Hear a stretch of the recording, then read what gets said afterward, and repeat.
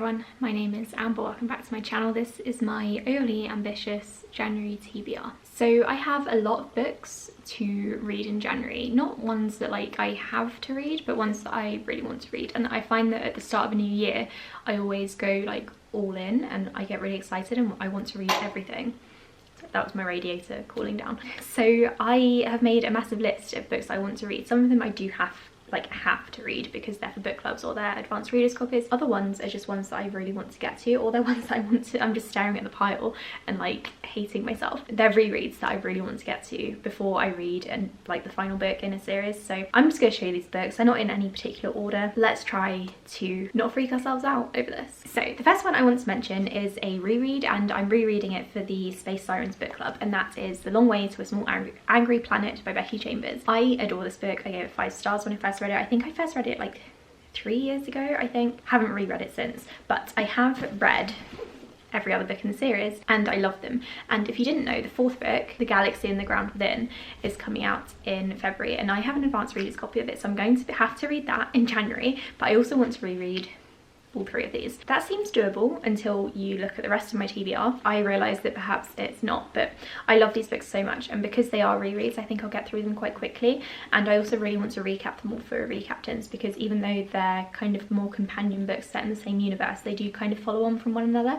So the first one is The Long Way to a Small Angry Planet, again for the Space Sirens book club. The next one is A Closed and Common Orbit. Next one is my favourite, and that is The Record of a Spaceborne Few. And then I also need to read The Galaxy and the Ground Within because I got it from NetGalley, from the publisher, and I'm so excited for it, but I want to get the full experience, so I don't want to read it without rereading these 3 first. The next ones I want to read are parts of a TBR challenge that I'm doing. So my TBR is out of control. I no longer have any space on my TBR bookshelf. Yes, it is a bookshelf rather than like a pile. It's an actual full-length bookshelf of books that I need to read, plus more that are still at my granddad's house. So yeah, I'm going to try very hard in 2021 to read as many of those as possible. And I think what I'm going to do each month, at least for the first few months of the year, is pick out a theme that I'm going to follow, and then pick out 3 books at least that fit that theme from my TBR shelf, because I've got a whole variety there. Like there's going to be something for everything. So my theme for January is short books, and I've picked out 3.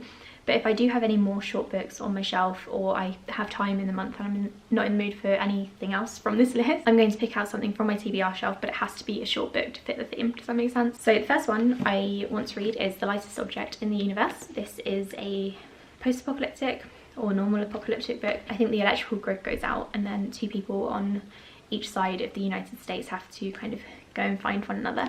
And I love these kinds of books. It's very short. It's just over 300 pages, which is doable in a day for me. It won't take long at all. Then I have Hold Back the Stars, which I know nothing about. My friend got it for me and I'm very, very grateful. It says here that a few years from now, not too far in the future, 2 people meet. It's a classic story of boy meets girl, except it's not. When we find them, they have an hour and a half left. Unless they can save themselves, they won't survive.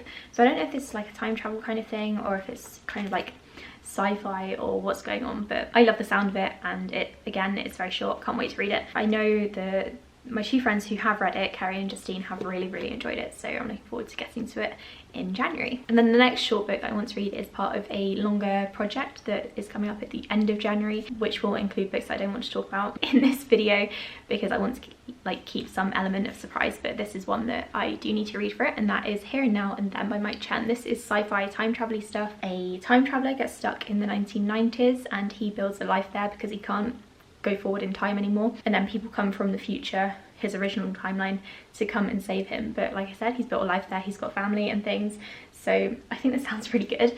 I'm, like I said, really into time travel stuff, and I've been meaning to check out Mike Chen's books for a while, so this is one that I'm going to start with. Another book from my backlist TBR that I really want to read is Oathbringer parts 1 and 2, but I will be happy with just part 1. So this is the 3rd book in the Stormlight Archive. My friend Cassidy gave this to me for my birthday and I'm so grateful. Can't wait to read it, but I do currently, as I'm recording this, need to finish off Words of Radiance. I don't have much left, but that might run into January, and then this will push this back a little bit. but I'll be happy to have just read part 1 by the end of January. I don't know if I'm going to be able to get to part 2 or not, but I'm okay with it running into February, to be honest. There are a couple of new releases that I may or may not get to. They're just ones I have my eye on. So the first one is You Have a Match, which is by the author of Tweak You, which was a huge book. It was a debut of 2020 and everyone was hyping it up. Not as many people were talking about this one, but I might check it out. There's also We Could Be Heroes by Mike Chan, which I am probably definitely going to get to. The X Talk and Cast in Firelight, which I think are both debuts. At least Cast in Firelight definitely is. I'm not sure about the X Talk. And then there is Every Single Lie by Rachel Vincent, which I didn't know was coming out in January, but apparently it is.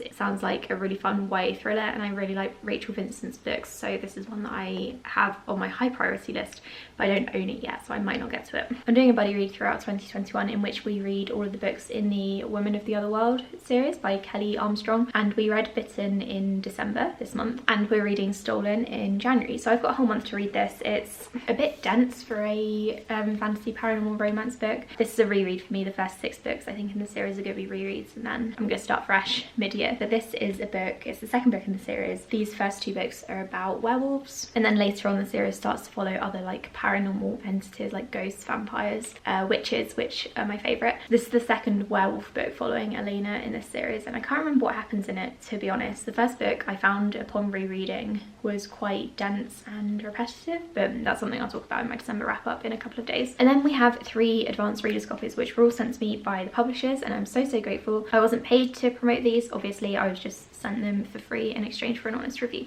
So the first one that I need to read, and I will be reading probably this week, is Siri, Who Am I? This is about a millennial who gets into some sort of accident and then she loses her memory, and then all she has to remind herself of who she is her phone. I think it sounds really fun. It's probably going to be a fast-paced contemporary, so it shouldn't take me too long to read. Then we have This Is Not the Jess Show. This is coming out in February. It says here the year is 1998, and like any other teenager, Jess Flynn is just trying to get through her junior year without drama, but drama keeps on finding her. She lives in Swickley, which is her hometown. Swickley is getting weirder by the day. Half the population has been struck down by a mysterious flu. Conversations seem to end awkwardly when Jess enters the room, and then one day a tiny, sleek black device with an Apple logo on it falls out of her best friend's backpack. But the first iPhone won't exist for another 9 years. So this is giving me vibes of that Jim Carrey film, The Truman Show, which I rewatched a lot when I was younger, but I haven't seen it in years. So I'm wondering if it's going to be like that. It's going to take a lot of inspiration from it, I don't know, but I'm looking forward to reading it. I think it sounds really good. And then the final arc that I got is The Girls I've Been, which is by Tess Sharp, who is or was one of my all-time favourite thriller writers back in the day. She released Far From You, which is a bisexual YA thriller, and it was fantastic. It's one of my all-time favourite books, and this is her next adventure into YA thrillers. I have no idea what this one's about, I'm gonna be honest. I think from what I can tell, it's about a girl called Nora who used to be all these different people, and I think her family had to move around a lot.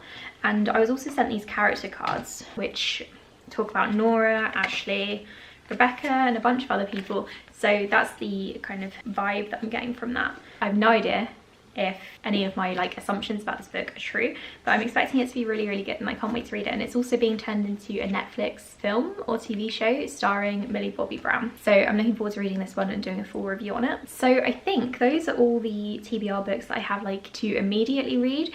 I am also taking part in the Among Us readathon, in which I may or may not be playing as the imposter. So I have to read 12 books. I've got it all written down here. The first 3 prompts are ones that I like have to do, and then next I have to read a prompt from each of the different characters in order to kill them. The first prompt is to read a standalone or a sequel, so that's pretty much any book. Then I have to read a book I think will surprise me, so that can be probably one of those I've just mentioned, and read a book with a morally grey character. So I'm not sure about that third one, what I'm going to be reading for that, but the other 9 prompts for the other characters, they should be quite easy to fit into like my current TBR list. But that does mean that I have to read 12 books in January, and I reckon I can do it. I don't think it's going to be too difficult for me, because last year in January I did read 15 books, and at the start of the year I'm always feeling quite motivated, so it's not too difficult. I may have overcommitted this month, but I'm really excited about the new year and about leaving 2020 behind and about all of these books that I'm going to be able to read. I'm also super excited about getting my TBR pile down. I'm going to talk about this more in a reading goals video and explain like what exactly is going to go into it, but it's just something that I'm really looking forward to, because I've had books on my TBR for the past like 10 years that I still haven't read. and they're ones that I kind of like look at occasionally and I'm like, yeah, I could read that, and then I don't really give myself the time. So I think in 2021 I'm looking forward to making that time for myself and not always reading the newest releases and all of the like newest books that I'm going to buy. I'm looking forward to tackling my backlist. So that's it for my TBR. It's very ambitious. Let me know how many books you're hoping to read in January, if it's like a set number or if you're kind of mood reading. Let me know if you're taking part in the Among Us readathon, if you are the imposter or the crewmate, and if you've read any of these books already, let me know in the comments below. I would love to hear your thoughts. Thank you so much for watching this video, and I'll speak to you all in the next one. Bye.